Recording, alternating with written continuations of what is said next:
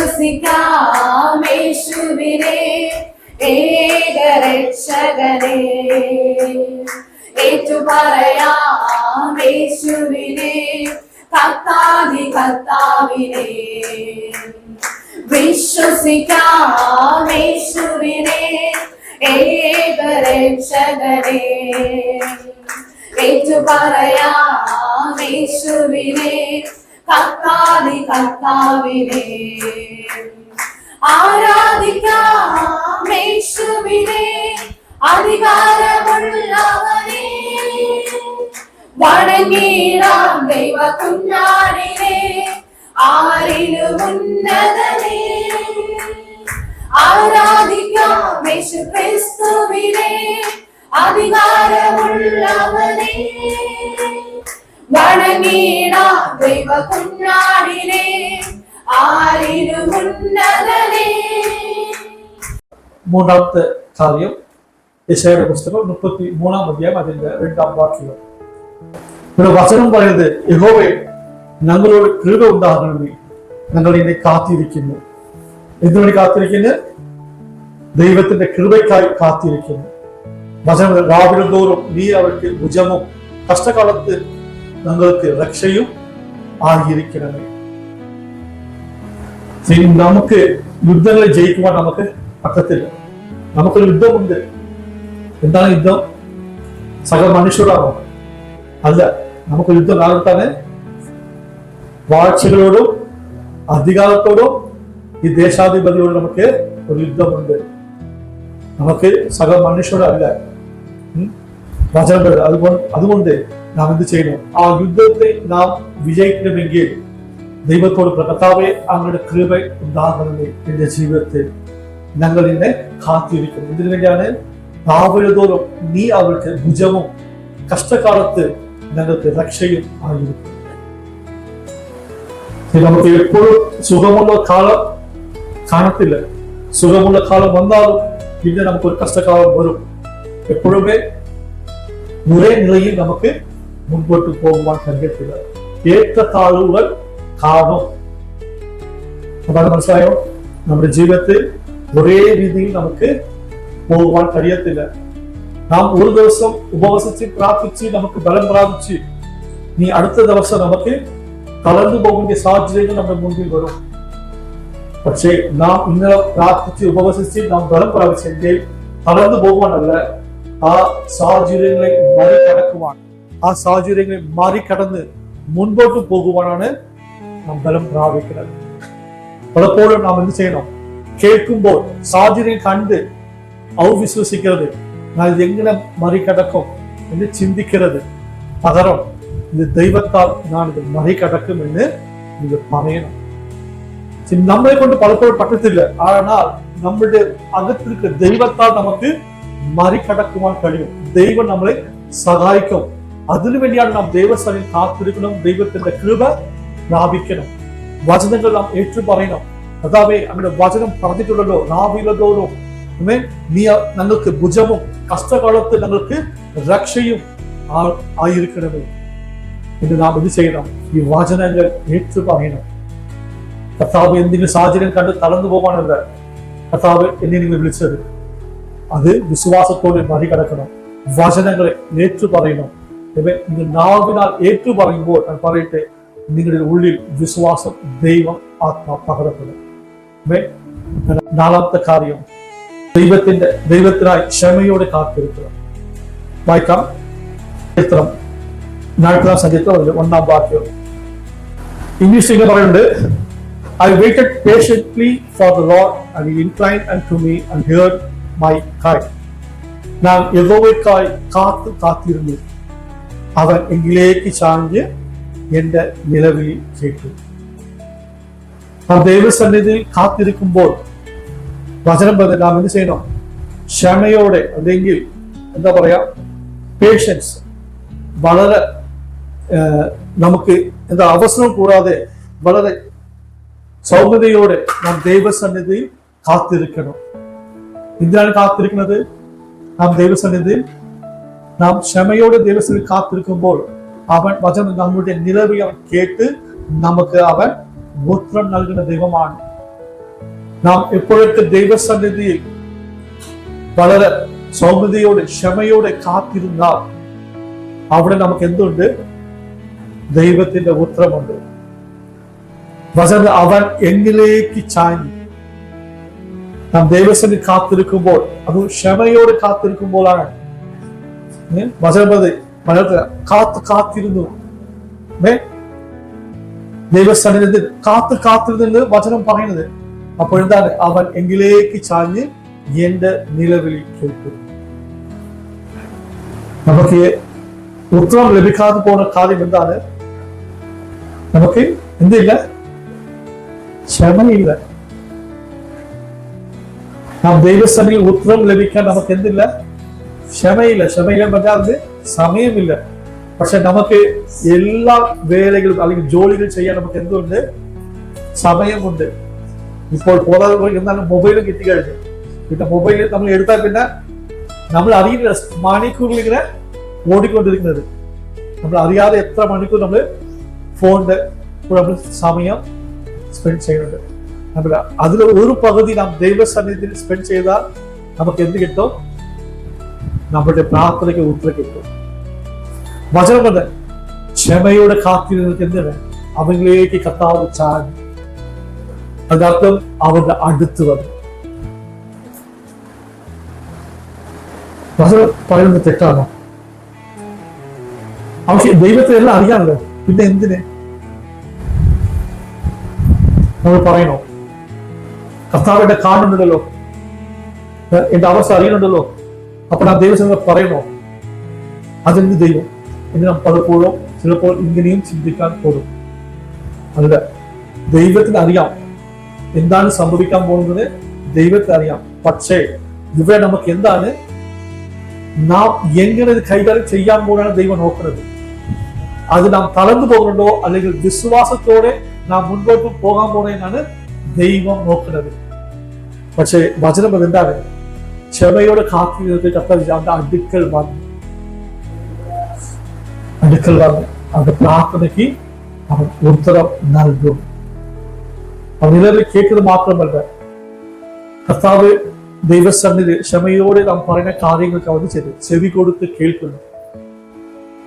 ചെവി കൊടുത്ത് കേട്ടത് മാത്രമല്ല, വചനം പോലെ അവൻ ഉത്തരം നൽകുന്ന ദൈവമാണ്. കഷ്ടകാലത്ത് അവൻ എന്റെ പ്രാർത്ഥന കേട്ട് അവൻ എന്നെ വിടുവിച്ച് എന്ന് സംഗീതക്കാരൻ വേറെ ഒരു ഭാഗത്ത് പറയുന്നുണ്ട്. അതിനർത്ഥം കഷ്ടകാലത്ത് വിട്ടുപോകുന്ന ദൈവമല്ല, നമ്മൾ കൂടെ ഇരുന്ന് വിടുവിച്ച് നമ്മൾ ജയമായി നടത്തുന്ന ദൈവമാണ്. അതുകൊണ്ട് നാം ദൈവസന്നിധി ക്ഷമയോടെ കാത്തിരിക്കുന്നു. ഓക്കെ, അഞ്ചാമത്തെ കാര്യം, നാം എന്തിനു വേണ്ടി കാത്തിരിക്കണം?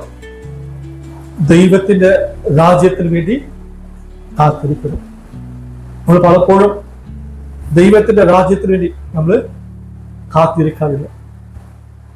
നമുക്ക് ഇന്നത്തെ കാര്യങ്ങൾ നടന്നാൽ മതി, നാളെ ഇങ്ങനെ ആകട്ടെ എന്ന് പലപ്പോഴും നമ്മൾ ചിന്തിക്കുന്നുണ്ട്. നമ്മൾ അങ്ങനെ ചിന്തിച്ചിട്ടുണ്ടോ? ദൈവരാജ്യത്തിൽ നമ്മൾ എപ്പോഴും ചിന്തിച്ചിട്ടുണ്ടോ? ദൈവത്തിന്റെ രാജ്യം ഈ ഭൂമിയിൽ വരണം എന്ന് പലപ്പോഴും നമ്മൾ പ്രാർത്ഥിച്ചിട്ടുണ്ട്, അല്ലെങ്കിൽ പ്രാർത്ഥന വിഷയത്തിൽ നമ്മൾ എഴുതി അല്ലെങ്കിൽ നമ്മൾ ബൈബിൾ കണ്ടിട്ടുണ്ട്. എന്താണ് ബൈബിൾ 6-ാം അധ്യായം മത്തായി 6-ാം അധ്യായത്തിൽ നമുക്ക് കാണാൻ കഴിയും. യേശു കർത്താവ് പ്രാർത്ഥന പഠിപ്പിച്ച് എന്താണ്? സ്വർഗ്ഗസ്ഥനായ പിതാവേ, അങ്ങയുടെ രാജ്യം വരണമേ എന്ന്. പക്ഷെ നിങ്ങൾ നാനും ആ രാജ്യത്തിന് വേണ്ടി കാത്തിരിക്കുന്നുണ്ടോ? നമ്മൾ കാത്തിരിക്കാറില്ല. പക്ഷെ വചനം നാം കാത്തിരിക്കണം, ദൈവരാജ്യത്തിനെ കാത്തിരിക്കണം. ഇവിടെ ഒരു വ്യക്തിയെ കുറിച്ച് പറയുന്നുണ്ട്, നമുക്ക് വായിക്കാം. മാർക്കോസ് 15-ാം അധ്യായം അതിന്റെ 43-ാം വാക്യം. ഇവിടെ ഒരു വ്യക്തിയെ കുറിച്ച് പറയുന്നുണ്ട്, അരിമത്യയിലെ യോസേഫ്. പക്ഷെ ഇദ്ദേഹം ഒരു രഹസ്യ ക്രിസ്തനാണ്. അന്നത്തെ കാലത്ത് യേശുവിനെ വിശ്വസിച്ച ഒരു വ്യക്തിയായിരുന്നു. വചനം എടുത്തു പറയേണ്ടത് എന്തിനു വേണ്ടി? ദൈവരാജ്യത്തെ കാത്തിരുന്നവനുമായ അരിമത്യയിലെ യോസേഫ് വന്ന് ധൈര്യത്തോടെ പിലാത്തോസിന്റെ അടുക്കൽ ചെന്ന് യേശുവിന്റെ ശരീരം ചോദിച്ചു. യേശു ക്രൂശിൽ മരിച്ച് അടക്കം ചെയ്ത് മുൻപ് ക്രൂശിൽ കിടക്കുന്ന യേശുവിനെ എന്ത് ചെയ്ത് ഈ അരിമത്യ യോസേഫാണ് കൊണ്ടുപോയി കല്ലറയിൽ വയ്ക്കുവാൻ ഇടയായി. താൻ മേടിച്ച കല്ലറയിൽ, തനക്ക് സ്വന്തമായുള്ള കല്ലറയിലാണ്, ആരും വെക്കാത്ത, ഇതുവരെ ഒരു വ്യക്തി പോലും ആ കല്ലറയിൽ വെക്കാത്ത ആ സ്ഥലത്തിൽ ഈ അരിമത്യായ യോസേഫ് എന്ത് ചെയ്തു? താൻ സ്വന്തം കല്ലറയിൽ, താൻ മേടിച്ച കല്ലറയിൽ യേശുവിനെ കൊണ്ടുപോയി അടക്കം ചെയ്ത വ്യക്തിയായിരുന്നു. വചനം എടുത്തു പറയുന്നത് ദൈവരാജ്യത്തിന് കാത്തുന്നതുമായ അരിമത്യായ യോസേഫാണ്. അവൻ ധൈര്യത്തോടെ പിലാത്തോസിന്റെ അടുക്കൽ ചെന്ന്, ശിഷ്യന്മാർ പോലും പേടിച്ചു ഓടി, പക്ഷെ ഇദ്ദേഹം എന്ത് ചെയ്ത്? ധൈര്യത്തോടെ ആ പിലാത്തോസിന്റെ അടുക്കൽ ചെന്ന് യേശുക്രിസ്തുവിന്റെ ബോഡിനെ ചോദിച്ച് കൊണ്ടുപോയി അടക്കം ചെയ്തു. നമ്മുടെ ഇദ്ദേഹം രഹസ്യ വിശ്വാസിയായിരുന്നാലോ അവൻ എന്തിനു വേണ്ടി കാത്തിരുന്ന്? ദൈവത്തിന്റെ രാജ്യത്തിന് വേണ്ടി കാത്തിരുന്നു. നമ്മൾ പലപ്പോഴും നമ്മൾ സ്വർഗസ്നായ പിതാവേ, അങ്ങൊരു രാജ്യം വരണമേ എന്ന് നമ്മൾ പലപ്പോഴും പറയുന്നുണ്ട്. പക്ഷേ അതിനു വേണ്ടി ഞാനും കാത്തിരിക്കുന്നില്ല, നിങ്ങളും കാത്തിരിക്കുന്നു. കർത്താവ് ഈ ഭൂമിയിൽ ദൈവത്തിന്റെ രാജ്യം പണിയപ്പെടണമെങ്കിൽ അവനെ കൊണ്ട് പണിയപ്പെടും. നിങ്ങൾ മുഖാന്തരം, എൻ മുഖാന്തരമാണ് ദൈവത്തിന്റെ രാജ്യം പണിയപ്പെടും. അതാണ് നാം എന്ത് ചെയ്യണം? കർത്താവെ, അങ്ങനെ രാജ്യം ഈ ഭൂമിയിൽ പണിയപ്പെടണം, അതിനായി എന്നെ സമർപ്പിക്കണം, കർത്താവിനെ ഉപയോഗപ്പെടുത്തണമേ എന്ന് നാം എന്ത് ചെയ്യണം? ദൈവസന്നിധിയിൽ പ്രാർത്ഥിക്കണം. നമുക്കറിയാം, മത്തായിയുടെ സുവിശേഷം 25-ാം അധ്യായത്തിൽ അവിടെ 10 കന്യകമാരെ കുറിച്ച് പറയുന്നത്. 25-ാം അധ്യായത്തിൽ 15 കന്യകമാരെ കുറിച്ച് പറയുമ്പോൾ 5 പേർ ബുദ്ധിയുള്ളവരും 5 പേർ ബുദ്ധി ഇല്ലാത്തവരും എന്ന് പറയുന്നത്. ബുദ്ധിയുള്ളവർ എന്ത് ചെയ്ത്? മണവാളൻ വരാൻ എന്ന് എന്ത് ചെയ്ത്? വിളക്കും എണ്ണയും കൊണ്ടുപോയി കാത്തിരുന്നു. പക്ഷെ ബുദ്ധി ഇല്ലാത്തവർ ചെയ്തു? വെറും വിളക്ക് മാത്രം കൊണ്ടുപോയി, എണ്ണ അവരെന്ത് ചെയ്ത്? എടുത്തില്ല. വചനം പറയുന്നതാണ്, മണവാളൻ വരാൻ പോണ്.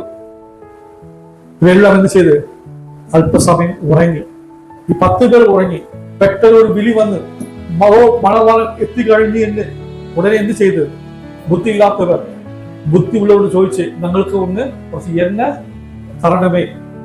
പക്ഷെ ബുദ്ധിയുള്ള പറഞ്ഞ്, അത് നമുക്ക് കൊടുത്താൽ എനക്കും നിങ്ങൾക്കും ഇല്ലാതെ പോകും, അതുകൊണ്ട് നിങ്ങൾ പോയി വിൽക്കുന്നവരുടെ അടുത്ത് പോയി മേടിക്കാൻ പറഞ്ഞു. വചനം പറഞ്ഞത് അവരെന്ത് ചെയ്തു? അവർ പോയി. 5 പേരും എന്ത് ചെയ്യും? എണ്ണ മേടിക്കാൻ പോയി. വചനം പറഞ്ഞത് മണവാളൻ എത്തി. ബുദ്ധിയുള്ളവർ ചെയ്ത് വിളക്കും എണ്ണയുമായിരുന്നവർ ആ മണവാളനോട് പ്രവേശിച്ചു. കതവ് അടയ്ക്കപ്പെട്ടു. അതിനുശേഷം സംഭവിച്ചെന്താണ്? ഒരു എണ്ണയും മേടിച്ച് വന്നു, വാതിൽ മുട്ടി. കർത്താവ് എന്ത് പറഞ്ഞു? എനിക്ക് നിങ്ങളെ അറിയിക്കുന്നു. എന്റെ അവസ്ഥ നിങ്ങളുടെ അവസ്ഥ ആവരുത്. നാം ഈ ജീവിയ അന്ത്യ കാലഘട്ടത്തിൽ നാം മരിച്ചാലും അല്ലെങ്കിൽ കർത്താവ് വരവിന്റെ ലക്ഷണങ്ങൾ നമ്മുടെ മുമ്പിലുണ്ട്. കർത്താവ് വന്നാലും നാം എടുക്കപ്പെടണം. അവസാനം വാതിൽ അടയ്ക്കപ്പെട്ടവരെ നമ്മൾ പോയി മുട്ടിട്ട് കാര്യമില്ല. കർത്താവ് എന്നിനെ കുറിച്ച് പറയുന്നതാണ്, നിനക്ക് നിങ്ങളെ അറിയത്തില്ല. അപ്പോ ഞാൻ പറയുന്നത്, ആ ബുദ്ധികൾ എന്ത് ചെയ്ത്? എണ്ണയും വിളക്കുമായി കാത്തിരുന്ന് മണവാളിനെ എതിർനോക്കി. പക്ഷെ മണവാളൻ വരാൻ എന്തായി? താമസമായി. പക്ഷെ എങ്കിലും അവരുടെ കാത്തിരുത്തിൽ എന്താണ്? ഭംഗം വന്നില്ല. കാത്തിരുന്ന് മണവാൾ വന്നു. ആ മണവാളിന്റെ കൂടെ അവർ കടന്നു പോകുവാൻ ഇടയായി. പത്ത് വന്ന് മുട്ടി.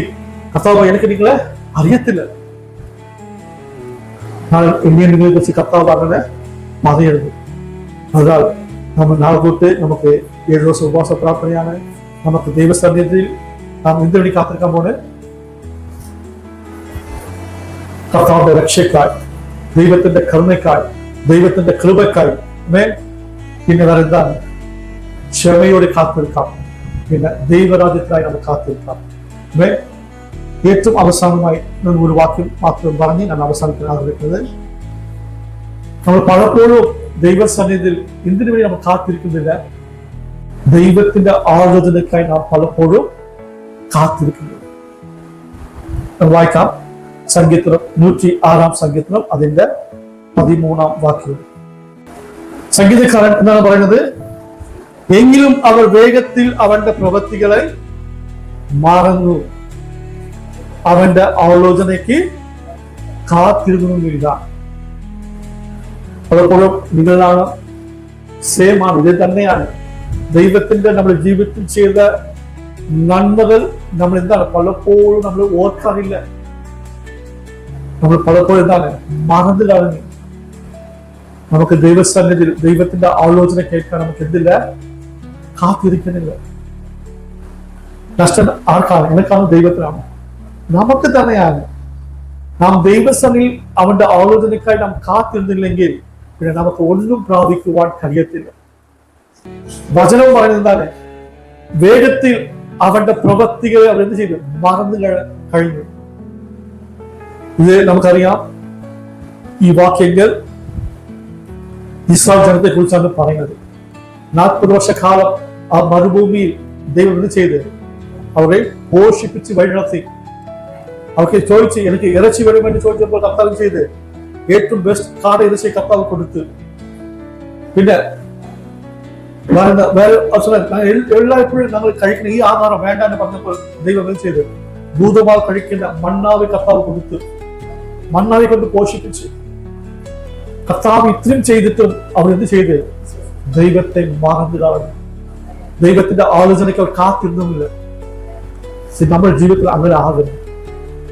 നാം ദൈവസന്നിധി നമ്മൾ തീർച്ചയായിട്ട് കാത്തിരുന്ന് ക്ഷമയോടെ നാം കാത്തിരുന്ന് ദൈവത്തിന്റെ ആലോചനയ്ക്ക് കാത്തിരുന്നാൽ നമുക്ക് എന്ത് ലഭിക്കും? ദൈവത്തിന്റെ ആലോചന ലഭിക്കും. നമുക്ക് പഴയ നിയമത്തിൽ വായിക്കാൻ കഴിയും. യോസേഫിന്റെ ഇസഹാക്കിന്റെ ഭാര്യ ഇത് ചെയ്തു. റെബേക്ക അവൾ വയറ്റിൽ കുഞ്ഞുങ്ങൾ ഉണ്ടായ ശേഷം അവൾക്ക് എന്ത് തോന്നി? അസ്വസ്ഥ തോന്നി, വേദന തോന്നി. അവൾ എന്ത് ചെയ്ത്? ഭർത്താവിനെ വിളിച്ച് എന്തെങ്കിലും വഴക്ക് പറഞ്ഞില്ല. അവളോട് പോയി ദൈവസന്നിധിയിൽ പോയി ഇത് എന്താണെന്ന് ചോദിക്കാൻ പോയി. അവൾ ചോദിച്ച് ദൈവം ഉത്തരം കൊടുത്ത് എന്ത് കൊടുത്ത്? നിന്റെ വയറ്റിൽ എന്താണ്? 2 ഇരട്ടകൾ, അത് 2 ജാതികൾ. കർത്താവ് എന്ത് ചെയ്ത്? മുഴു നിശ്ചയം കർത്താവ് എന്ത് ചെയ്ത് പറഞ്ഞു. നമ്മൾ കേൾക്കുന്നുണ്ട് ദൈവസന്നിധി, നമ്മൾ ചോദിക്കാറില്ല. എല്ലാം നമ്മളുടെ ഇഷ്ടങ്ങൾ നടക്കണം. അതുകൊണ്ട് നാം ദൈവസന്നിധി നമുക്ക് ചോദിക്കാറില്ല. ഞാൻ പറയട്ടെ, ഈ നാളുകളിൽ നമ്മുടെ ഇഷ്ടങ്ങൾ ഞാൻ വേണ്ടാൻ പറയുന്നില്ല. അത് നിങ്ങൾ ഉണ്ടെങ്കിലോ അത് ദൈവത്തിന് എന്താ പ്രസാദമാണോ എന്ന് ചോദിക്കും. ഞാൻ പറയുന്ന മനസ്സിലാക്കുക. ചെറിയ കാര്യമാണോ വലിയ കാര്യമാണോ നാം ദൈവത്തിന്റെ ആലോചന പ്രാപിച്ച് നാം മുൻപോട്ട് പോകുമെങ്കിൽ അത് നമുക്ക് അനുഗ്രഹമായി മാറും. ദൈവം ചെയ്ത നന്മകൾ മറക്കരുത്. നമ്മൾ എവിടെ ആയിരുന്നത്, നാം ഇപ്പോഴും എവിടെ ആയിരിക്കുന്നത്, നമ്മൾ കടന്നു വന്ന ജീവിതത്തെ നാം ഒരിക്കലും മറക്കരുത്. നാം ഓർക്കണം, ദൈവം എത്ര അത്ഭുതകരമായ കർത്താവ് നമ്മെ വിധിപ്പിച്ച്. ചിലപ്പോൾ രോഗമായിരിക്കും, ചിലപ്പോൾ പ്രയാസം, ബുദ്ധിമുട്ടും പ്രയാസം, ആഹാരത്തിപ്പോൾ വഴിയിലായിരിക്കും. പക്ഷെ എങ്കിലും ഞാൻ അന്ന് ഒറ്റ നേരം മാത്രമേ ഞാൻ ആഹാരം കഴിച്ചു. ഇന്ന് ഞാൻ 3 നേരം ആഹാരം കഴിക്കുമെങ്കിൽ അത് എന്റെ ബലമല്ല, എന്റെ ശക്തിയല്ല, ദൈവത്തിന്റെ ദാനമാണ്. നിങ്ങൾ ഓവർ സമയം നിങ്ങൾ ഫുഡ് എടുക്കുമ്പോൾ നന്ദിയോടെ ഓർക്കണം, കർത്താവേ അന്ന് എനിക്ക് 1 നേരം മാത്രമേ എനിക്ക് കിട്ടി, ഇനി എനിക്ക് 3 നേരം ദൈവം എനിക്ക് നൽകുന്നുണ്ട്, അതിനായി സ്തോത്രം. ഈ 3 നേരം കഴിക്കാതെ എത്രയോ പേരുണ്ട്, എത്രയോ പേര് വ്യക്തികൾ പട്ടിണി കടന്ന് വിഷം തിരിക്കുന്നു. കർത്താവ് എങ്ങനെയെങ്കിലും വിഷം തിരിപ്പാൻ അനുവദിക്കുന്നില്ല. ദൈവം നമ്മളെ പോഷിപ്പിക്കണം. ഞാൻ പറഞ്ഞത്, എങ്കിലും അവർ വേഗത്തിൽ അവന്റെ പ്രവൃത്തികളെ മറന്നു, അവന്റെ ആലോചനയ്ക്ക് കാത്തിരുന്നില്ല. അതുകൊണ്ട് ദൈവസന്നിധി നാം എന്ത് ചെയ്യണം? അവന്റെ ആലോചനക്കായി കാത്തിരിക്കണം. നാം ചെയ്ത നന്മ നാം ഒരിക്കലും മറന്നു പോകരുത്. ഇങ്ങനെ നാം ദൈവസന്നിധിയിൽ ദൈവത്തിന് വേണ്ടി നാം കാത്തിരുന്നാൽ വചനം യഹോവയെ കാത്തിരിക്കുന്നത് ശക്തിയായി നിൽക്കും.